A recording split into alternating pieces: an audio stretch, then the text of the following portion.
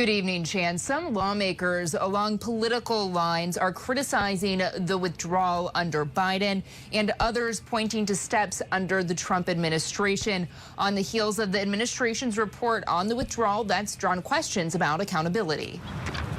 As Congress returns this week, so does criticism and questions into the Biden administration's withdrawal from Afghanistan. There was only a cold reality of either following through on the agreement to withdraw our forces or escalating the conflict and sending thousands more American troops back into combat in Afghanistan, lurching into the third decade of conflict.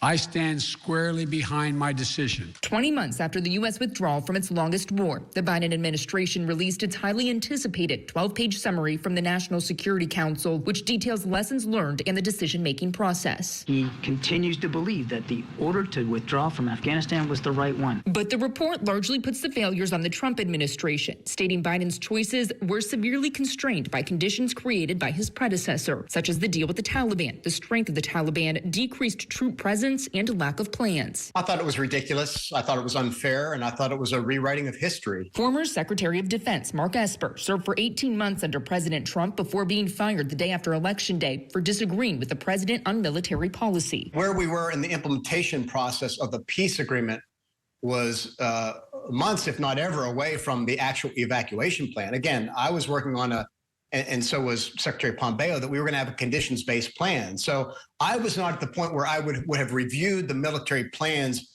being drafted by the field commander. Esper told Scripps News Trump, Biden, and many in Congress wanted out of Afghanistan, but that the process should have been more deliberate and the plan conditions-based. It really seemed to point the majority of the blame to the previous administration without recognizing the fact that the President Biden had multiple things he could have done, he could have changed, particularly in the 9 months or so that he had to do it. And so that's the part that I really have a lot of trouble with. I would have recommended to President Biden, make the Taliban live up to their end of the deal. Tell them that if they don't agree to the things that they had agreed to in writing, that we were going to keep our troops there in country, and we're going to extend them. The Biden administration has pushed back against this assertion. He had to take 8 months to plan because whatever plans there might have been done by the previous administration, we didn't see.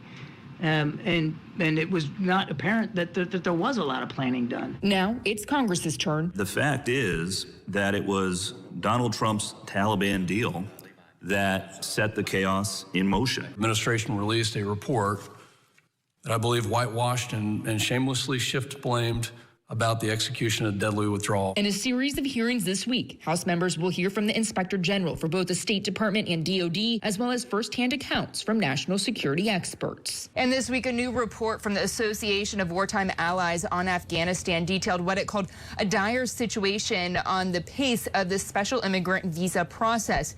Its survey revealed the majority of applicants are waiting for an interview or approval, and details targeted killings by the Taliban because of association with the United States. Chance?